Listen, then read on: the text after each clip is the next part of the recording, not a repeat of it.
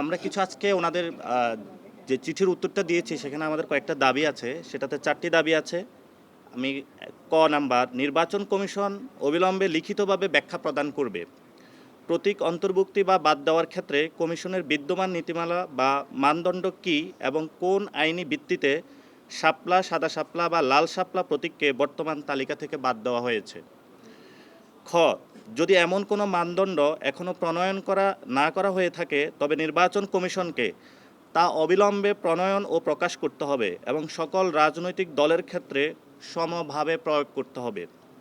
গ, নির্বাচন কমিশন 2008 সালের বিধিমালায় ফরম 2 অনুসারে এনসিপির প্রার্থিত প্রতীকের নাম উল্লেখ করে বিজ্ঞপ্তি প্রকাশ করতে হবে। ঘ, কমিশন প্রতীক বরাদ্দের বিষয়ে যুক্তিসঙ্গত, স্বচ্ছ ও ন্যায়সঙ্গত সিদ্ধান্ত গ্রহণের মাধ্যমে তার সাংবিধানিক দায়বদ্ধতা প্রদর্শন করবে। আমরা চিঠিতে আজকে 4টে বিষয় বলেছি, অর্থাৎ টোটাল মোটা দাগে যেটা দাঁড়াচ্ছে, আমরা একটা গাইডলাইন চেয়েছি যে আপনি বলতে পারবেন না এই প্রতীকটা অন্তর্ভুক্ত হবে, ওইটা বাদ যাবে, এটা নির্দিষ্ট একটা প্রসিডিওরের মধ্যে থাকতে হবে, নীতিমালার মধ্যে থাকতে হবে। তারা এই বিষয়ে নেক্সট মিটিংয়ে সিদ্ধান্ত নেবে, এটার মধ্যে দিয়ে আমাদেরকে জানাবে। বারবার আমরা বলে আসছি এই নির্বাচন কমিশন আস্তে আস্তে আমাদের জুতার তলা ক্ষয় হয়ে যাচ্ছে।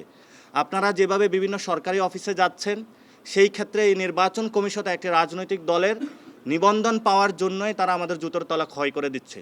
আমরা চাই নির্বাচন কমিশনটা জনগণের হবে, এই জন্য আমরা জুতোর তলা ক্ষয় করে হলো বারবার এই নির্বাচন কমিশনের কাছে আসি, আপনাদের সামনে দাঁড়াই।